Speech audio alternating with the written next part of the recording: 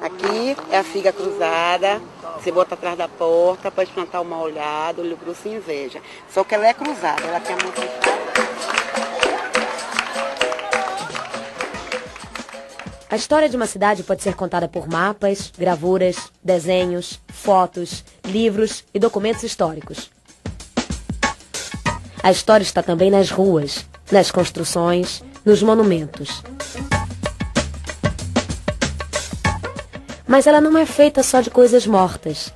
Ela é viva e depende do ponto de vista de quem a constrói. É o homem quem confere valor histórico aos fatos passados.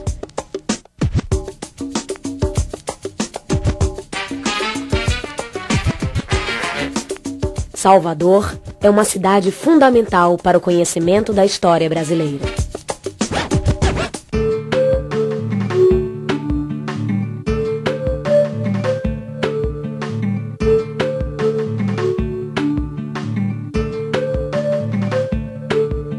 Meu nome é Vivian Caroline, sou nascida e criada na cidade de Salvador, tenho 26 anos.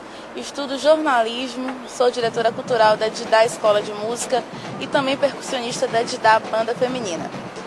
Eu estou aqui para falar um pouquinho da minha cidade, da cidade de Salvador. Bem, Salvador tem mudado muito nos últimos anos, tem crescido, porém o povo da Bahia não perde sua raiz. A cultura afro-brasileira mantém uma forte identidade com Salvador. Quando os portugueses chegaram ao Brasil em 1500, desembarcaram em Porto Seguro, sul da Bahia, mudando para sempre a vida dos índios que aqui viviam. Na época, as principais potências europeias viviam um momento de grande expansão de suas fronteiras geográficas e econômicas. Um ano após, em 1501, o navegador italiano Américo Vespúcio, a serviço do rei de Portugal, chega à terra que batizou de Bahia de Todos os Santos. Em 1549, neste local, Tomé de Souza, primeiro governador-geral do Brasil, funda a cidade de Salvador. Esta região era constantemente invadida por corsários que vinham em busca de riquezas naturais, como o pau-brasil e a cana-de-açúcar.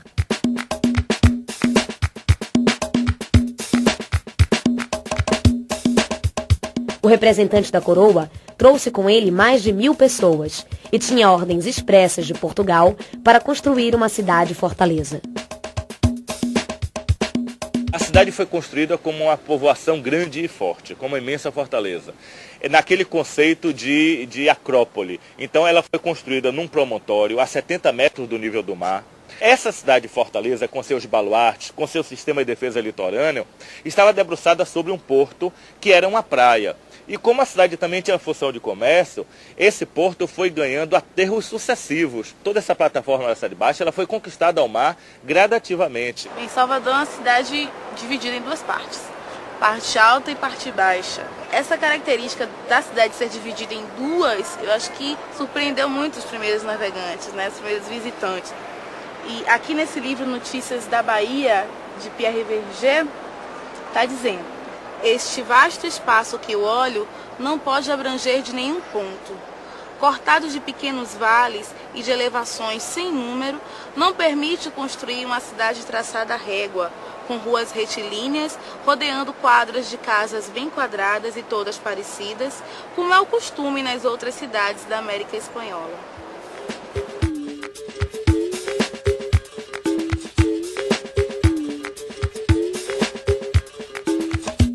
Salvador foi escolhida para ser a primeira capital do Brasil por sua excelente localização e proximidade do centro econômico da colônia, o Nordeste açucareiro, e também por ser rota de apoio para o comércio com as Índias e o Oriente.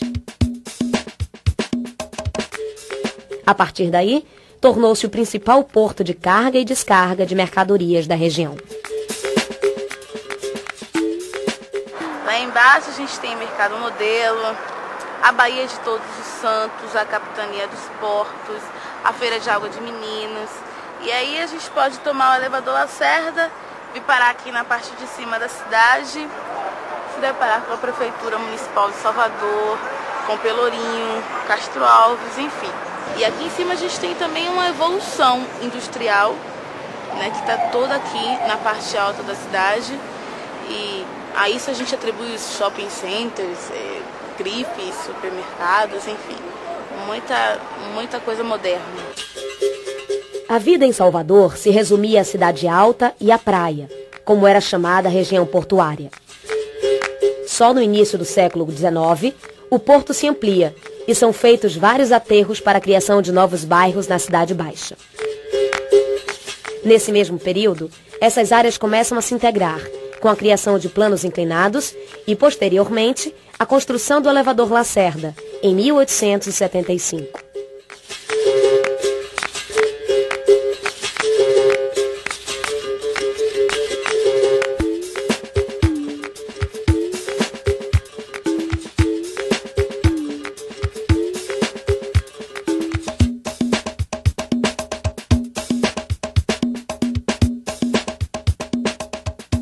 Salvador foi o maior porto do Atlântico Sul ao longo do século XVIII.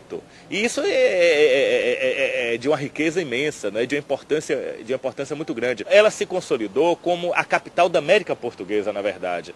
Então, aquela cidade do século XVI, XVII e XVIII, onde ela era uma referência mundial. Então, houve um tempo no século XVIII que ela era a segunda maior cidade do Império Português, só perdendo para Lisboa. E a maior cidade do mundo abaixo da linha do Equador.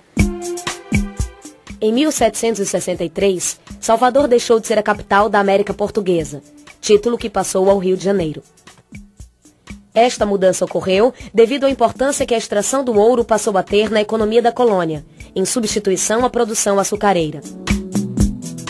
O porto do Rio de Janeiro atendia com mais eficiência aos novos interesses comerciais da metrópole. A transferência da capital era inevitável. Havia essa necessidade de centralizar um governo no porto do Rio de Janeiro. E também o Rio de Janeiro é muito mais próximo da Bacia do Prata, ou seja, da região das grandes missões jesuíticas, do que a cidade de Salvador. Então toda essa conjuntura fez com que Salvador perdesse a importância estratégica que tinha. A partir desta data, Salvador diminuiu o ritmo de seu crescimento e o povo começou a sentir o impacto da mudança. A cidade não era mais o centro político-administrativo da colônia. As atividades agrícolas e comerciais se enfraqueceram com o esvaziamento do poder burocrático das elites baianas. O baiano tem um sangue muito quente. A capoeira é um reflexo, né, desse sangue quente, que todo mundo pergunta se é dança, se é luta. Mas eu acho que depende do momento. E muitos foram os momentos na história da Bahia em que a capoeira e esse sangue quente precisou mostrar serviço. Manhã de 12 de agosto de 1798. Há uma aglomeração de pessoas no Pelourinho. O que seria?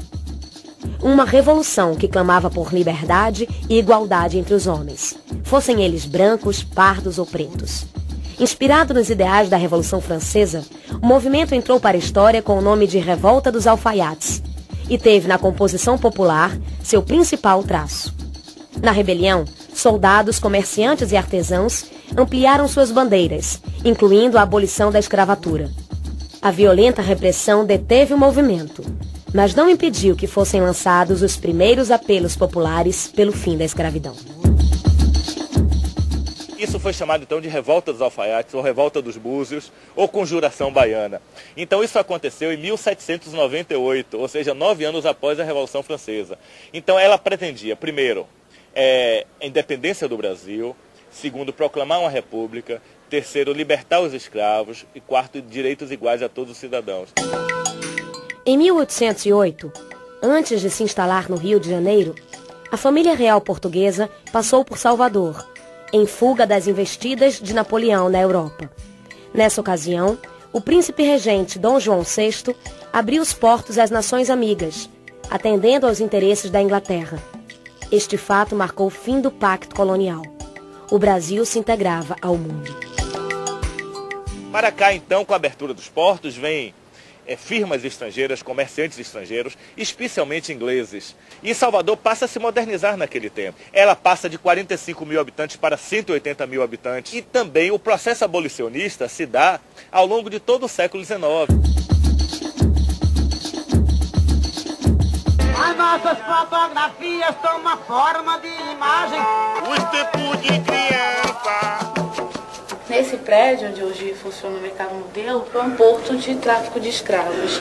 E por aqui chegaram centenas, milhares de irmãos meus, antepassados, que ficavam aqui aglomerados, aguardando o momento de serem vendidos lá em cima.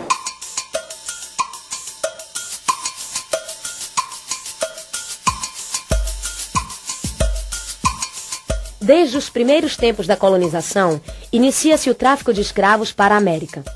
Os negros eram aprisionados na África, trazidos e vendidos para o trabalho forçado, em regime de completa escravidão. Conhecedores do trabalho agrícola, nada familiarizados com a cultura e as condições do território brasileiro, os africanos, durante séculos, formaram a base da economia colonial escravista. O tráfico de escravos era feito no esquema de escambo. Os navios levavam para a África tabaco, aguardente e búzios para serem trocados por escravos. Para os donos de engenho, o negócio era excelente. O tráfico negreiro internacional foi um dos grandes negócios da época, enriquecendo os traficantes daqui e da além-mar. Agora nós estamos aqui no Solar do Unhão. O Solar do Unhão foi mais um porto de recepção de escravos, né? Nessa imediação do Solar do Unhão até o Mercado Modelo, nós tínhamos pontos de venda, né? E aqui eles já chegavam, já eram pesados, já eram preparados, lubrificados para serem vendidos como mercadoria. Os negros africanos procediam de vários lugares e eram muito diferentes na língua, na cultura e na aparência física. Calcula-se que entre os anos de 1550 e 1850, o tráfico de escravos tenha trazido para a Bahia cerca de 1.200.000 africanos, dos quais 350 mil do Congo e Angola e 850 mil do hemisfério norte, golfos do Benin e de Biafra. Os africanos tinham origens diferentes, igualando-se apenas no sofrimento imposto pela escravidão. O que é que significa pelourinho? Pelourinho é uma coluna que é o símbolo da justiça.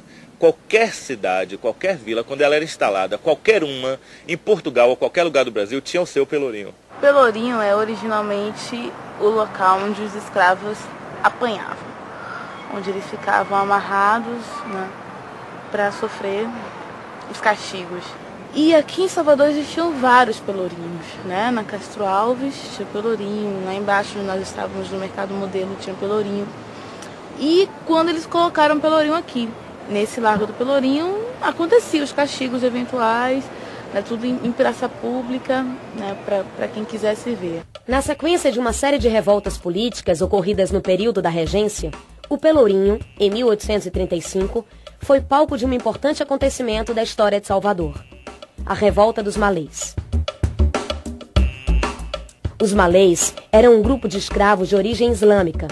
Dominados, foram cruelmente castigados no Pelourinho. Tal brutalidade chocou a população da cidade.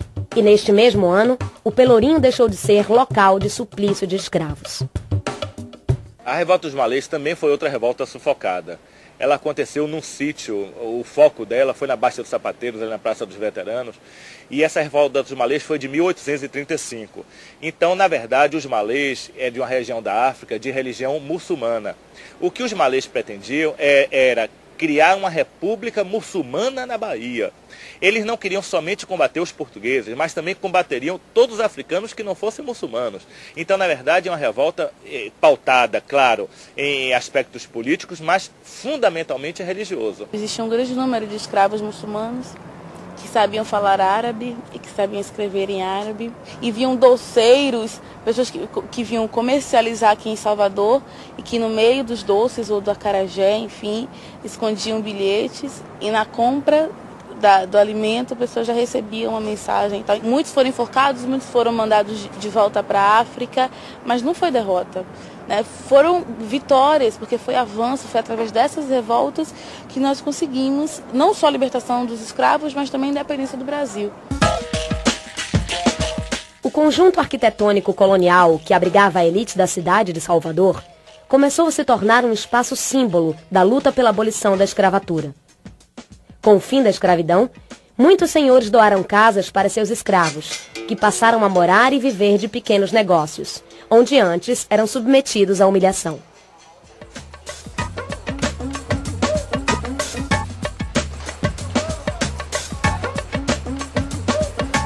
Quem morava no Pelourinho eram pessoas muito ricas, barões, né, desembargadores, pessoas de muito poder aquisitivo, eram os manda-chuva da época. Salvador foi crescendo, né, foi tomando outros rumos, começaram a surgir outros bairros, Corredor da Vitória, Barra, e as pessoas foram se deslocando, né? Então as casas que eram unifamiliares passam a ser plurifamiliares, passam a sublocar os seus espaços e diversas famílias morarem.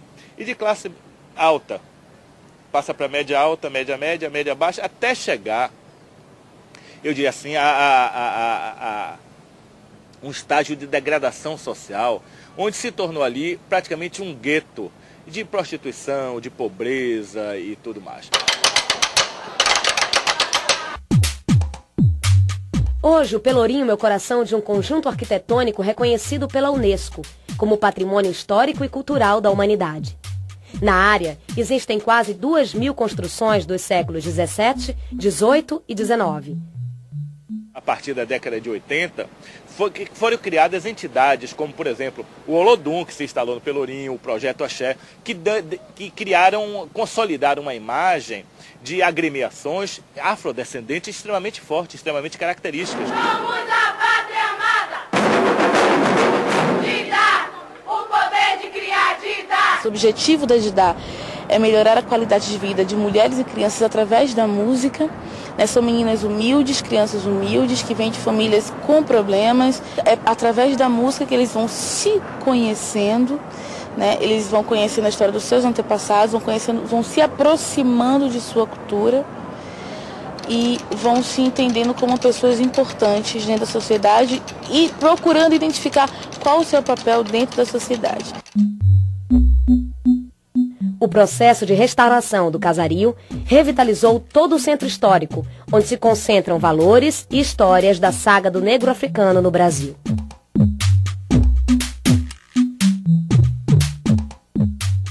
O Pierre Verger, o que eu conheço dele é a proximidade dele, né, com um francês, mas que encontrou-se africano, encontrou-se baiano, era pai de santo, era Ialorixá, e que tinha uma visão muito especial, né, sobre a Bahia.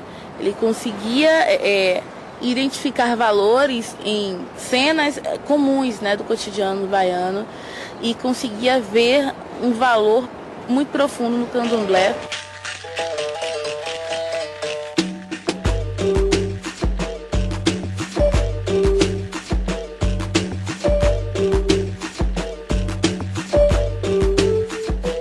A Bahia é a Mãe África, né? É uma reserva de cultura, de memória africana que em muitos países do continente africano não existe mais. Na culinária, temperos como dendê, leite de coco, pimenta e coentro foram introduzidos pelos escravos negros africanos. Agora nós estamos aqui na Feira de Água de Meninos, que é uma feira muito tradicional de Salvador, a mais tradicional. É a que guarda mais do costume, né, da tradição da feira livre. E um misticismo que envolve a feira que você não encontra em outro lugar. Que praticam candomblé, que são da religião candomblé, frequentam muito a Feira de Água de Minas para adquirir seus produtos. Aqui pratinhos para oferendas, vela, né? Eu vejo muito pro Cosme e Damião, dessas cores, colorido. Cosme e Damião são hereis, né, dentro do candomblé.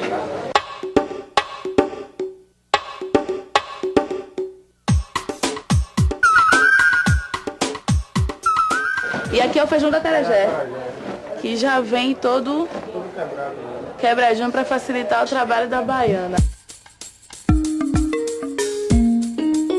Na dança, no batuque, nas vestimentas, nas festas e, sobretudo, na religiosidade, é evidente a herança africana. Essa daqui é o azul, Ogum Santo Antônio.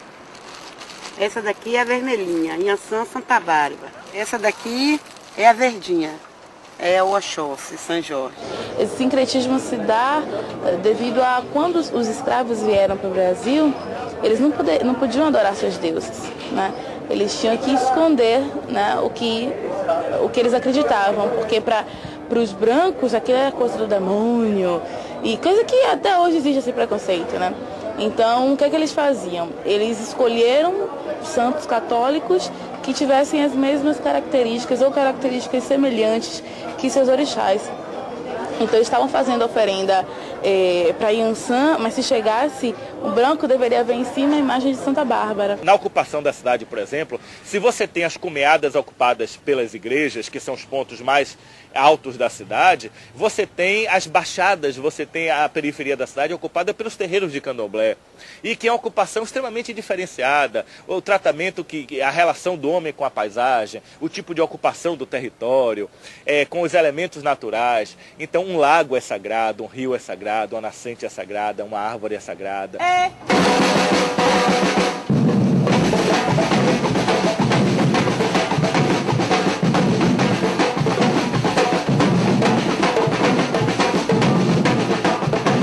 O símbolo maior da cidade de Salvador, o Pelourinho, é sugestivamente chamado de Roma Negra. E mais do que um valor arquitetônico, esse centro histórico é um patrimônio cultural, uma referência para a história de Salvador e do Brasil.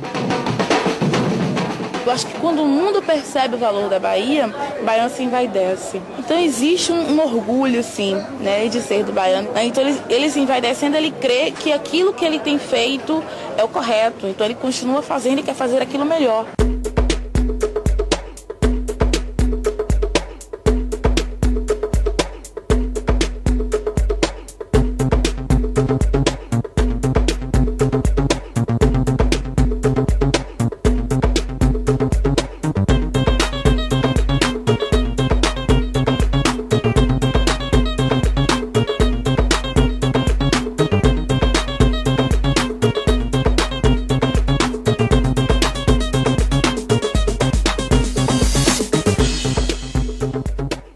Jesus, e tome conta de vocês, livre das horas mal, Senhor do bom fim, que é o Pai de nós todos, abaixo de Deus.